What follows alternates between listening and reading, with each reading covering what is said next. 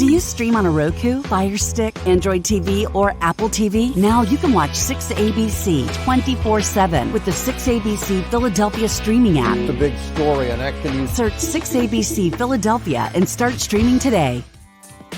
Hi, everyone, and welcome back to another week of Women to Watch. My name is Sue Rocco, and I'm so thrilled to be back this week after taking a wonderful trip away with my family. Very much enjoyed the time off, but I'm always excited to be back sharing another story with a woman who this week, her story is incredibly inspirational, and I'm so excited to have her.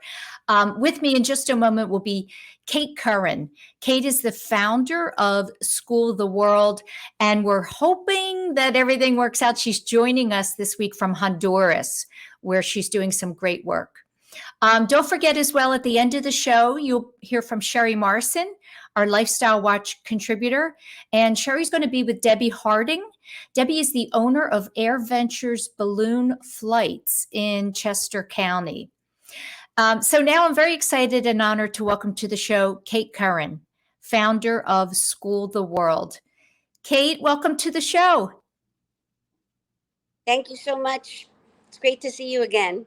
Great to see you. We spoke such a long time ago, and when you shared with me, your journey, I thought, wow, what an incredible story.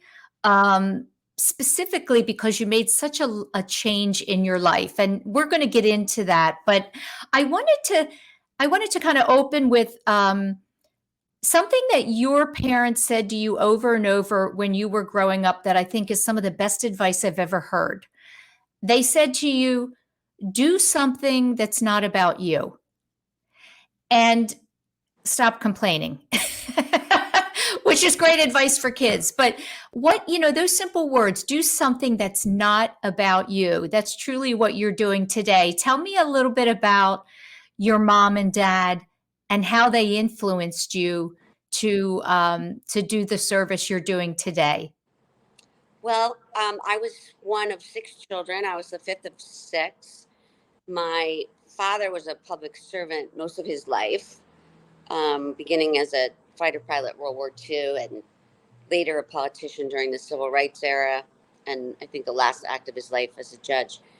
And my mother was the one that really made all of that possible. They both very, very much believed in public service. It was definitely a more idealistic time, I think. Then, but they raised all of us with values, very, very strong values. Do something, get involved. Don't just complain, do something. We all heard it over and over again. And really throughout our lives, every one of us has been deeply involved in different causes. And they would also say, it doesn't matter what it is, as long as it's not about you. Not about you. Yeah. Do you remember your first job? What was your very first job? My very first job, I think, was in a store, like a retail store. If not babysitting, of course. We all start with babysitting, right? My first formal job. When you mean at all? I was 16. As soon as I was 16, I had a job. Yeah. Working in a store. Yeah. And tell me, when did you decide that you wanted to be an attorney? Oh, gosh. My first career was in the nonprofit sector and fundraising. Okay. Believe it or not, I knew I wanted to do mission-oriented work. I wanted to do something with youth. This is when I was like 22.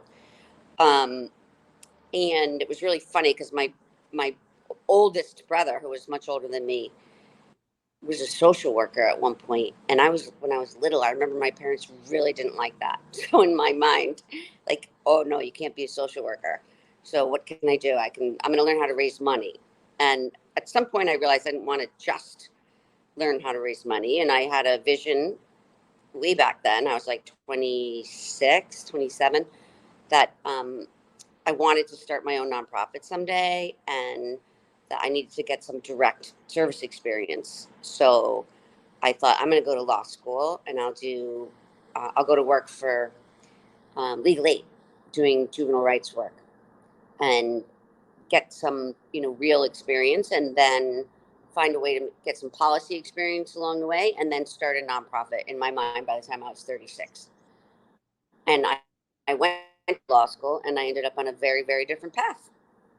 You did it. So you Right. you became a vice president and an attorney. You were with GE.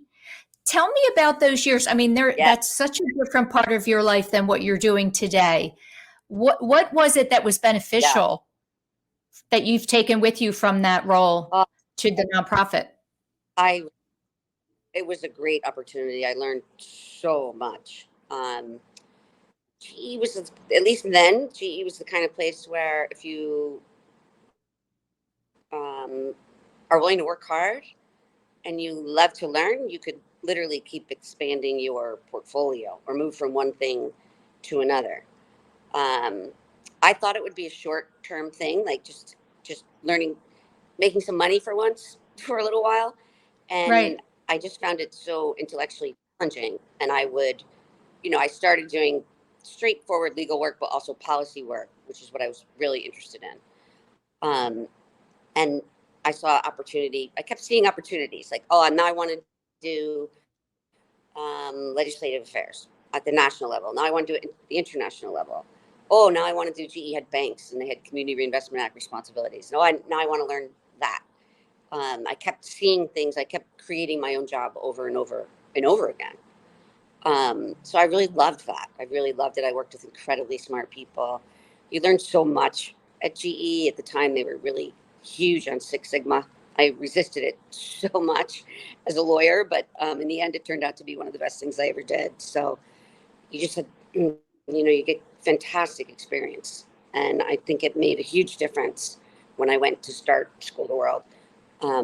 Not just in terms of the learning and the training and the abilities, but also the network of people that I had built over almost 10 years. Yeah. Excuse me. Kate, were you deliberate in your desire or goal to rise to a leadership role there? Was that something that, you purposely did? Or did the work just lend itself to your advancement? I was deliberate more in what I wanted to learn, to be quite honest. It was more about, I want to learn this, I want to learn that, I want to do this. I just kind of kept going. I knew I never wanted to be in the very, very senior ranks. Um, I never had, I knew I never had any plan to stay so long that I would end up in the top, like what they call the next level above me was what they would call senior executive band, which is like the top 600 people out of 300,000. I didn't have any desire to get that far. I knew I would move on at some point in time. But in terms of what I did there while I was there, it was really about just working really hard and taking advantage of every opportunity and offering value. I really did find it was a place that if you offered value, they valued you. And how about the leadership, the women versus the men there at GE? Was it percentage wise? Were you one of few, or were there lots of other women? Certainly in the legal operation, there were a lot of women. And I would say at my level, which was executive band, about the top 10% of the company, I really did not find it being an issue. If you were good at what you did, that's what mattered. I'm confident it was an issue at the next level up. I could see that.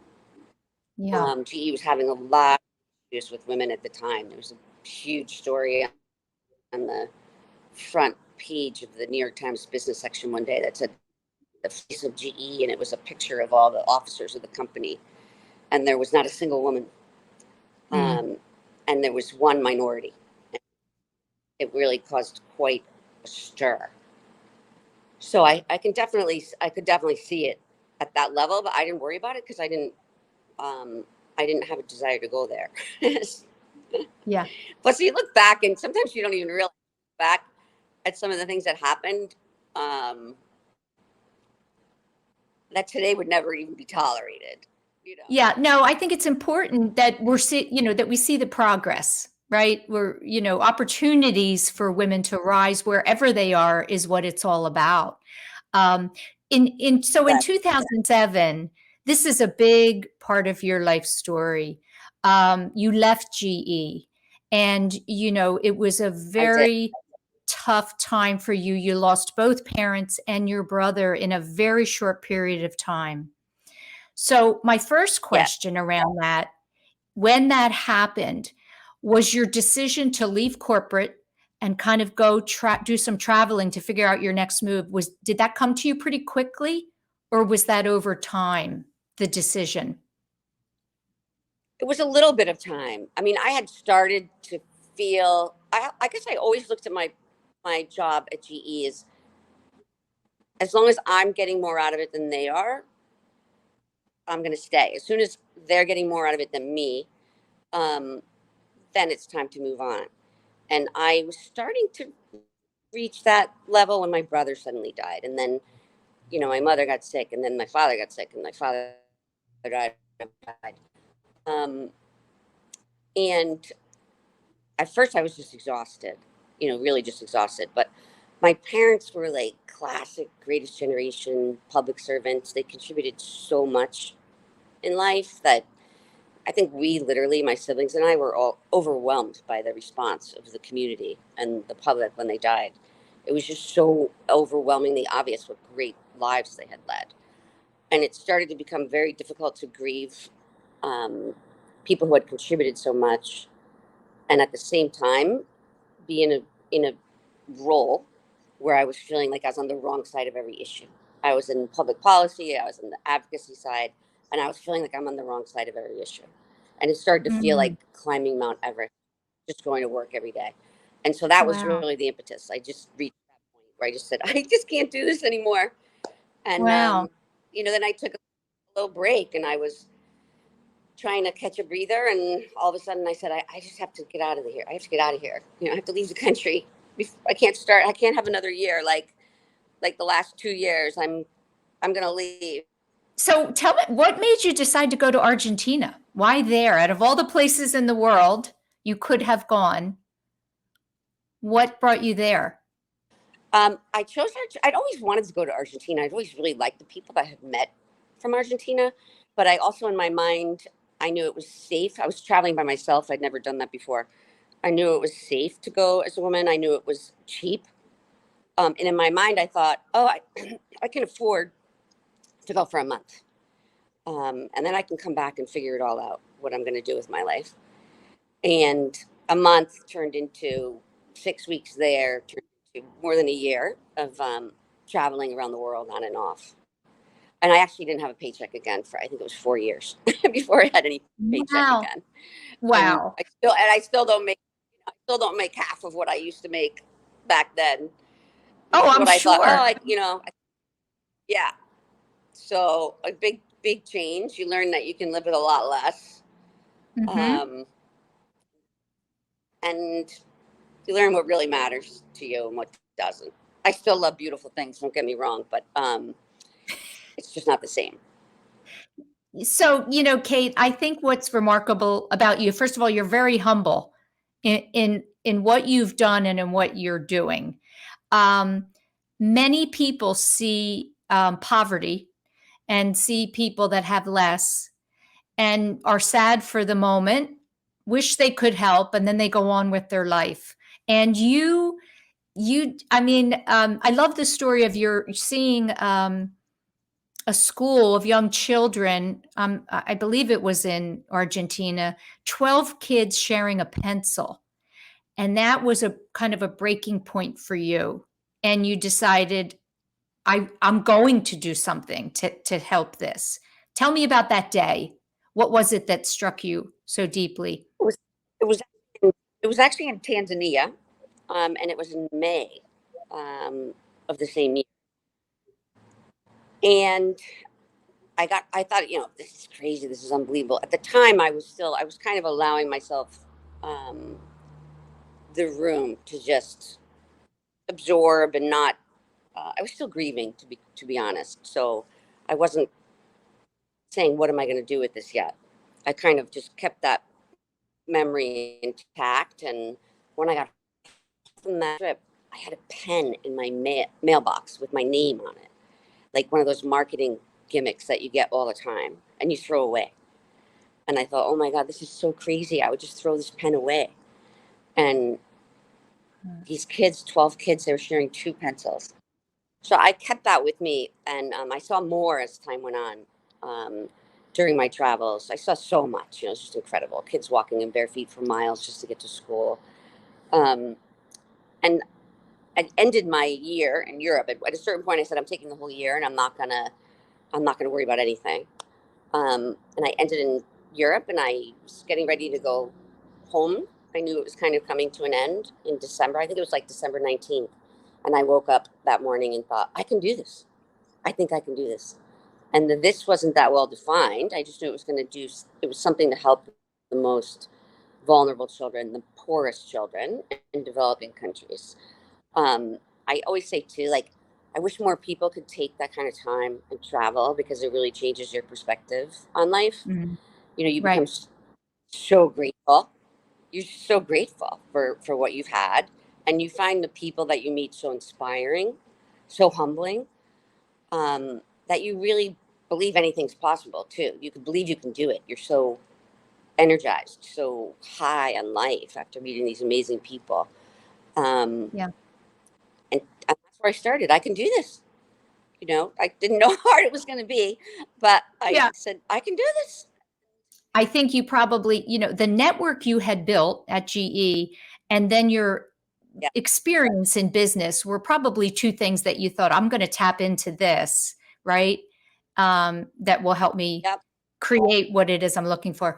We have to go into a break, Kate. When we come back, I want to jump right in and ask you, what did you do first? What's the very first thing you did? Stay with us as we go into a break. You'll hear from our watch team if you're on 1210, and we'll be right back with Kate Curran. Whether you're just getting started, already well on your way, planning for your future, drafting your vision, growing toward greatness, or finding that dreams really can come true. Whatever your next steps are, we'll be right here with you, just like we have been for 150 years. Start here, grow here, stay here. Penn Community Bank. Here we grow. Action News at 11 with Rick Williams. It's the team you trust to bring it all together. The stories that impact your community, a sports roundup for the locals, and the AccuWeather forecast you depend on. Action News at 11 with Rick Williams. All right, did you know I was the Mommy Slam Dunk Champion? Really? Yes, really, don't sound so surprised. Let's see it. Oh, you're ready. All right, here we go. Let's hear the crowd. So go to right, I go to left, fake a mom. Mama, go up, mama! She did it. Again? You can't avoid gravity, but United Healthcare can help you avoid financial surprises by helping you compare costs and doctor quality ratings. United Healthcare. Uh-huh. The following is a real testimonial from the father of a young injured victim. I didn't think she was going to make it. Major Perry's daughter was the victim of a horrific accident caused by someone else's negligence. If you don't find the right counselor, law firm that you're looking for, you will get lost in the wilderness. Badly injured? Call the Fritz and Bianculli Law Firm at 215-458-2222 and find out why they say, "We got this." Go for the midnight dares. Go for the game. Go for the hits. Go for the fans. Go for the win. Go to Ocean Casino Resort. Book your trip at theoceanac.com. Do you stream on a Roku, Fire Stick, Android TV, or Apple TV? Now you can watch 6ABC 24/7 with the 6ABC Philadelphia streaming app. The big story on Action News. Search 6ABC Philadelphia and start streaming today. Hello, everyone, and welcome back to another week of Women to Watch. I'm joined by Kate Curran. Kate is joining us from Honduras, so we're having a couple of issues, technical issues with the connection, but I think we're able to hear her responses, and I think it's going to be fine. Again, Kate was a corporate attorney for GE. She suffered a devastating loss of both mom and dad and her brother within a very short period of time. And she just made a life change. And Kate, you were talking about your decision You were in Tanzania, and you really felt like you could do something to make a difference for the children there that just weren't able to have the education that they deserved. So I just want to know, what did you do first? What was the very first step you took to actually bring School the World to reality? Well, the very first step I took was packing up my townhouse. I was living in a beautiful townhouse on the harbor in Connecticut. I packed it up and moved into the family home that my siblings and I had inherited, and moved in with a sister who had also left her job. The two of us were there. Um, and because I knew it was a big, commitment at that point, of course. So, and then I basically looked up the law. How do I start this really quickly? Fortunately, I was a lawyer. That, it was really, really easy for me. Recruit a few friends to be the officers that were required. And then what I did was I organized a little neighborhood fundraiser, believe it or not. And my parents' neighborhood, really, it was like our beach neighborhood, contributed the money that funded our first school in Guatemala.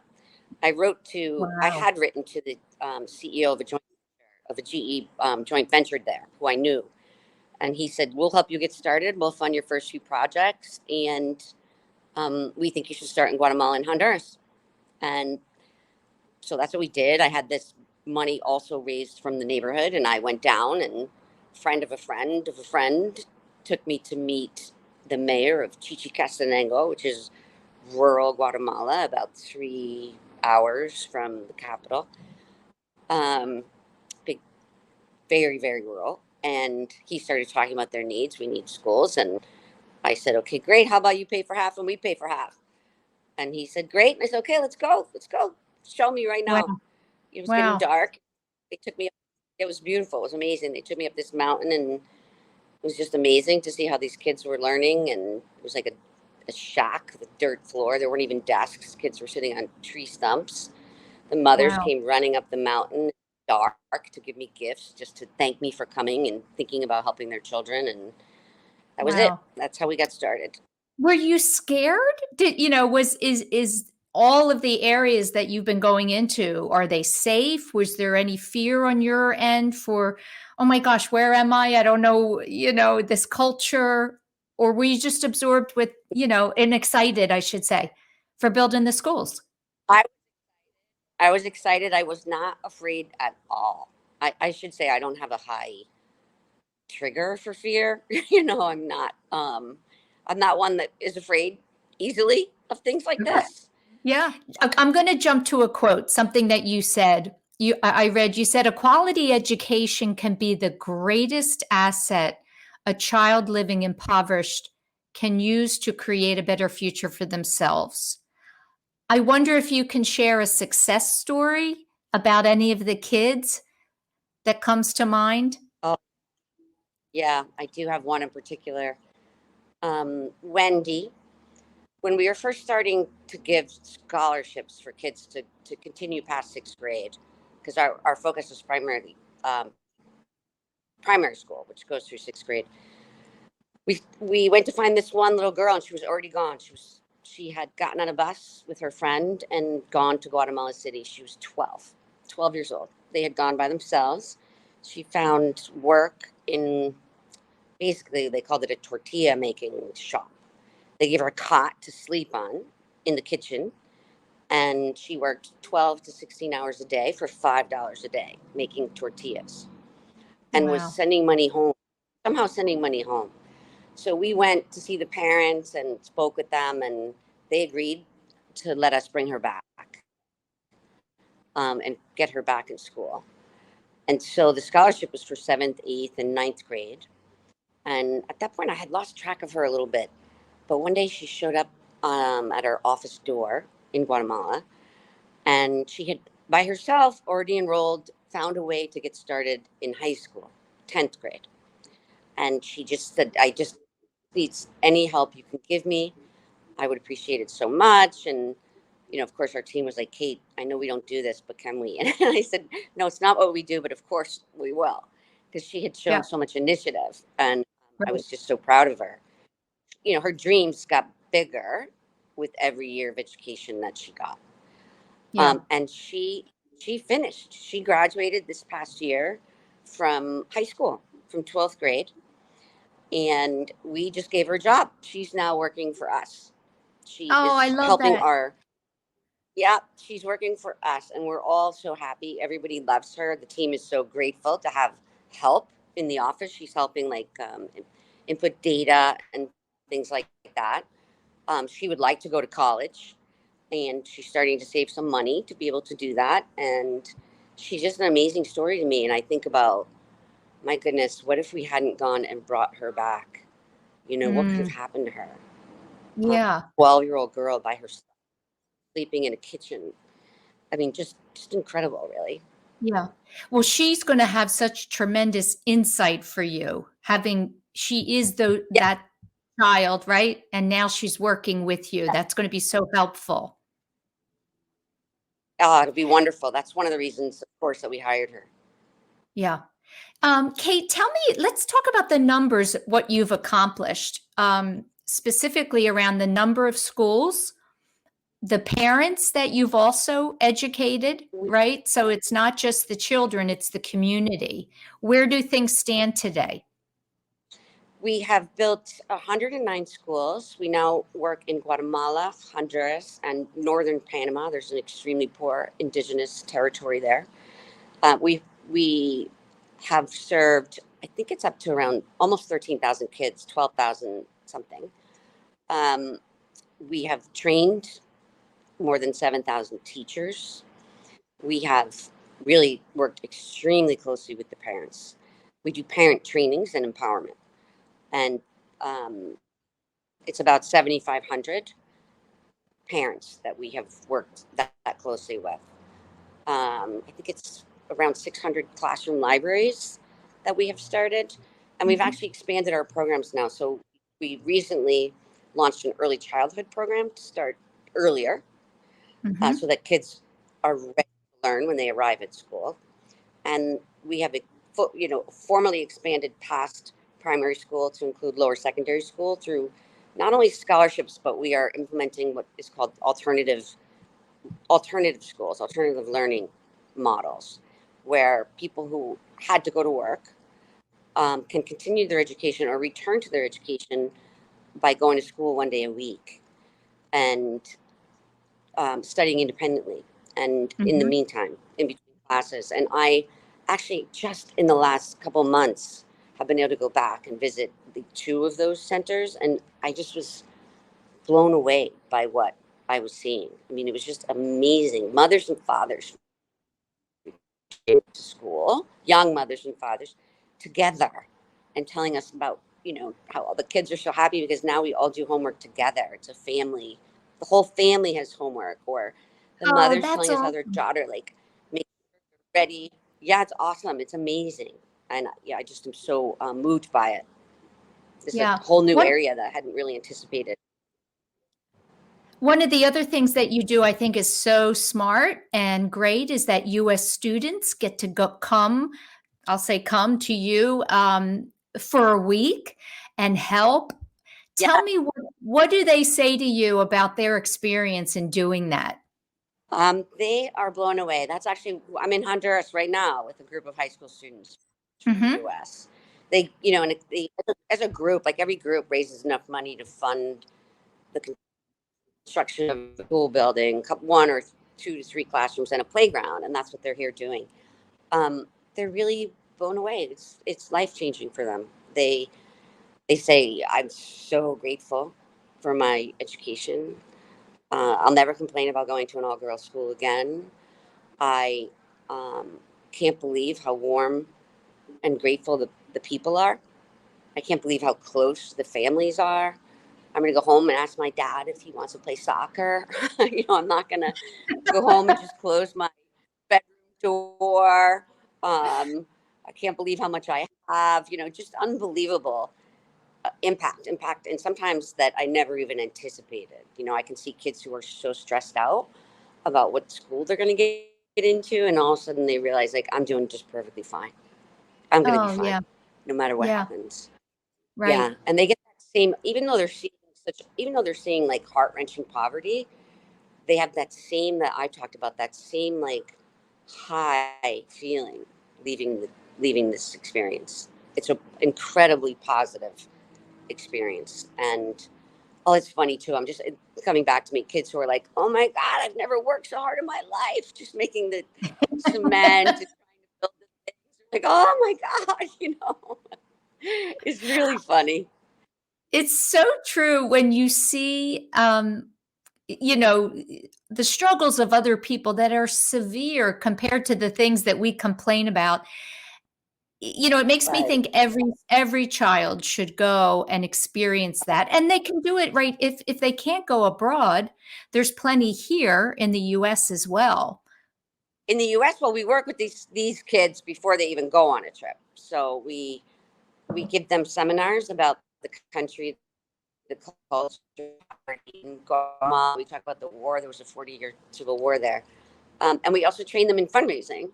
So we have them get up and do an elevator speech, and they go out and they practice it. And it's actually really great for them. They feel like when they come that they have really made a difference. Like their parents didn't just write a check, that they contributed Right. and they made this possible. The other thing too I should mention about this though is we do also offer scholarships for kids who are really not in a position to raise that much money. Kids who are not from affluent backgrounds or come from low income backgrounds. We actually used to take a group of boys when we had enough funding for that from Boston with a youth organization. And those kids, directly to what you were just saying, would say things like, I thought I had problems. I don't. I really thought I had problems. My problems are nothing compared to this. Yeah. I mean, it was amazing. I walked to boys, really, a whole group of boys just in tears, leaving these kids behind. Wow. It's Oh, wow. really, I mean, it has such an impact. Yeah, it's wonderful. It's such a great program, but it's very intentionally designed so that every group really contributes something of real value. They don't just come and show up and play soccer. They really, Right. they really do something. Right. Kate, can I ask you when you look at the whole of what you've done since 2007, what brings you the greatest joy? What are you most proud of? It's such really interesting. Somebody asked me that question within the last 6 months, and they actually stumped me by it, to tell you the truth. I've never really thought about it that way. But my answer was, and I think it still is, was our team and how we performed during the pandemic. When it first happened, everyone in these countries, including nonprofits, including the biggest, were just furloughed all their staff for 4 months without pay. And I said, no way. We have so much work to do. Oh my gosh, we have so much to do. We're going to be the only thing these kids have. We're the only people here that are going to be in a position of trying to help these kids keep their education going, continue learning. And everyone really rose to the occasion. They worked so hard the entire time. They were so motivated to help the children. We had people we created our own learning guides, and our staff found out in these countries there was like a lockdown, like a complete lockdown. But they found out how to get the materials to emergency workers who they convinced to go deliver the materials into the communities. They did a radio program, parents. We did so much, and we continued to. And the parents were so appreciative and so grateful for everything that we were doing. And this continued. We just kind of innovated over and over and over again. Phone tutoring. We recruited university students to do phone tutoring to small groups. Right now, the schools have reopened completely in Panama and Honduras, not in Guatemala. In Guatemala, it's more like halftime. So we are sending, actually in all three countries, but tutors into the school to try to catch these kids up. So it's been a gargantuan effort by our team, and I'm really proud of that. I am really proud of how our team just stepped up. We didn't just hunker down when the pandemic hit. And we were uniquely impacted because the student service program had become a huge part of our income, and that just disappeared overnight. Wow. So that's our so hard. income was, yes, it was big. So anyway, that was the answer, and I think it's still my answer. Yeah, well, it's a great answer, and it is remarkable. And we just have a minute left. Kate, have you had an opportunity to meet with Malala by any chance? With Oh her, no, no. I mean, what she's doing for girls is so interesting that Yeah. she's, specifically that there's countries that won't allow girls an education. It's so hard to believe. Maybe one day you will. I think you would do great things together. I think she's amazing. I'm so inspired by her, and we would love to work with her organization someday. Yeah. Well, listen, I'm going to let you go. I'm so sorry for, the technical issues, but I think we got it done. And I'm going to appreciate your patience with us here. Oh, no, I appreciate the persistence, especially from Allie. I'm going to let you get back to it. And I hope you'll stay in touch. I'd love to help. Thank you. So it's always a pleasure speaking with you. Thank you so much. We're going to go into another break. And when we come back, you'll be joined by Sherry Marson, our Lifestyle Watch contributor, and she will be with Debbie Harding. We'll be right back. Whether you're just getting started, already well on your way, planning for your future, drafting your vision, growing toward greatness, or finding that dreams really can come true. Whatever your next steps are, we'll be right here with you, just like we have been for 150 years. Start here, grow here, stay here. Penn Community Bank. Here we grow. Action News at 11 with Rick Williams. It's the team you trust to bring it all together. The stories that impact your community, a sports roundup for the locals, and the AccuWeather forecast you depend on. Action News at 11 with Rick Williams. All right, did you know I was the mommy slam dunk champion? Really? Yes, really don't sound so surprised. Let's see it. Oh, you're ready. All right, here we go. Let's hear the crowd. So go to right, go to left, fake 'em out. Mama, go up, mama! She did it. Again? You can't avoid gravity, but United Healthcare can help you avoid financial surprises by helping you compare costs and doctor quality ratings. United Healthcare. Uh-huh. The following is a real testimonial from the father of a young injured victim. I didn't think she was going to make it. Major Perry's daughter was the victim of a horrific accident caused by someone else's negligence. If you don't find the right counselor, law firm that you're looking for, you will get lost in the wilderness. Badly injured? Call the Fritz and Bianculli Law Firm at 215-458-2222 and find out why they say, "We got this." Go for the midnight dares. Go for the game. Go for the hits. Go for the fans. Go for the win. Go to Ocean Casino Resort. Book your trip at theoceanac.com. Do you stream on a Roku, Fire Stick, Android TV, or Apple TV? Now you can watch 6ABC 24/7 with the 6ABC Philadelphia streaming app. The big story on Action News. Search 6ABC Philadelphia and start streaming today. Welcome to the lifestyle segment of Women to Watch. I'm Sherry Morrison. Today we are going to elevate the spirit of adventure in everyone. I am thrilled to introduce Debbie Harding, owner of Air Ventures and LTA pilot of hot air balloons in Chester County, Pennsylvania. Welcome to the show, Debbie. Thank you. Good to see you again. It's good to see you. I was able to spend a little time with Debbie this week and learn a little bit about what she's done. When I was speaking with her before the show, I always ask a lot of questions. And one of the main questions is, what is one of your biggest accomplishments? And Deb was a little quiet for a minute. And she said she couldn't think of anything remarkable. So I think that's hilarious. And you will too by the end of the show. So let's just dig in, Debbie. Tell us a little bit about your background. All right. Well, I started out wanting to be in politics, I guess, maybe was the word to use. I wanted to change laws and have an impact on the greater infrastructure of society. You know how we all are as young people. We know everything, and then as you get older, you start to know nothing, right? But anyway.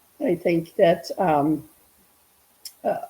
again, it's all about camaraderie and flying for the fun of it. And got a lot of that from Amelia Earhart's books, flying. And yeah. Yeah. I knew of a woman when I was younger by the name of Connie Wolf. I think you mentioned you knew of Connie. I don't know if you ever met her, but I think she contributed quite a bit to ballooning women in the world. And another woman you mentioned, Eleanor Balata, who is still alive. Is that correct? Yes, Eleanor is 98 years young. She and Connie Wolf were in the same generation of flying gas balloons in the 1950s. And they both traveled to Europe and competed in international championships. And she and Connie, and I guess there was one other woman before her, were the pioneers of women in ballooning. Ballooning is like the baby of aviation. So the first air voyage was close to 230 years ago, and it was considered by Marie Antoinette as the chariot of the gods. It was such a elite kind of opportunity for them. And Benjamin Franklin got very enthusiastic about the prospects of ballooning. And people would ask him, why are you interested in ballooning? And it doesn't make sense. There's no reason for it. You can't steer, and he said, well, what good is a baby, a newborn baby? And he just saw that it was the beginning of aviation as a real thing. And believe it or not, that first flight was from Philadelphia, the Walnut Street prison. Is that correct? That's correct. Yes, a gentleman by the name of Blanchard was the first person to fly in the United States and in America. How about that, Philadelphia? Yeah. So then in the 90s, you did a lot of traveling, France and Africa, but later in the 90s, you were given a really exciting opportunity to be part of a competition to fly over the geographic North Pole. You had shipped your balloon around the world previous to this using global transport, which thought you were kind of an interesting customer. And I know that they helped you as things progressed in your career. And Ralph Roberts of Comcast, who was a big advocate for women, being married to Suzanne Roberts, who a lot of you know. She was a real mover and shaker. She always used to say, I'd much rather be doing than sitting and having lunch or whatever. So I think Ralph recognized those qualities in you after you had done a balloon party for Suzanne. And he introduced you to Lifetime TV for Women, who sponsored your North Pole competition. You became the first woman to pilot a hot air balloon over geographic North America or North Pole. That's amazing. So tell us about that experience. Was it cold? Tell us a little bit about how it all came about. Well, first of all, I have to say that it was in 1998, and it was like, holy moly, there's a first. I didn't think there would be any first at that point. I thought everything was done already. And to discover that there was a first, that was exciting in and of itself. And I did research, and lo and behold, no other woman had done that before. So that was in and of itself exciting. And the experience itself was interesting because it was just after Russia had denounced socialism and had joined the capitalism world, and they were using military equipment for private enterprise. So that was very interesting. They were between blocking out the windows of our bus so that we couldn't see the airports to having us fly and enter their private side of the geographic north of the polar cap.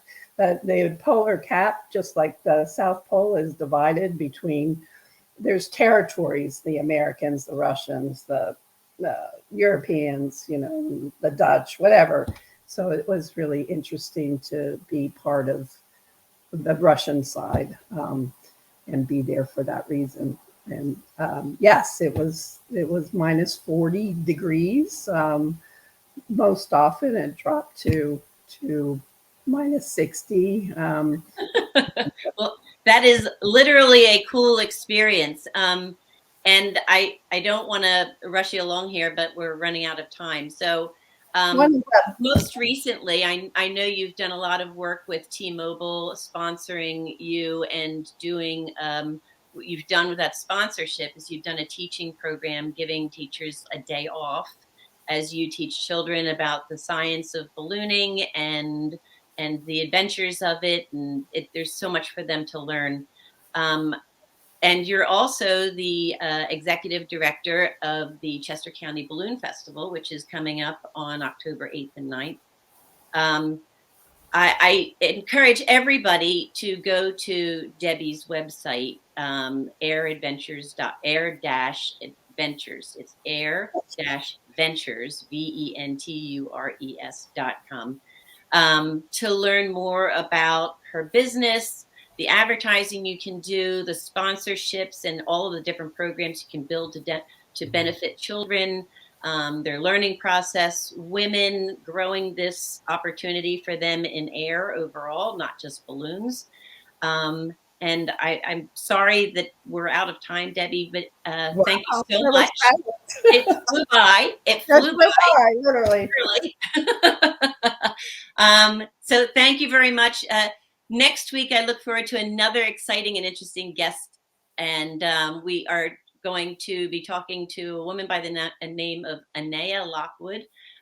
She has made some music out of resonating sounds of water, and her exhibit is just opening up at the Philadelphia Academy of Natural Science. So I hope you'll enjoy it. And see you next week. Ladies, keep living your dreams. Whether you're just getting started, already well on your way, planning for your future, drafting your vision, growing toward greatness, or finding that dreams really can come true. Whatever your next steps are, we'll be right here with you, just like we have been for 150 years. Start here, grow here, stay here. Penn Community Bank. Here we grow. Action News at 11 with Rick Williams. It's the team you trust to bring it all together. The stories that impact your community, a sports roundup for the locals, and the AccuWeather forecast you depend on. Action News at 11 with Rick Williams. All right, did you know I was the mommy slam dunk champion? Really?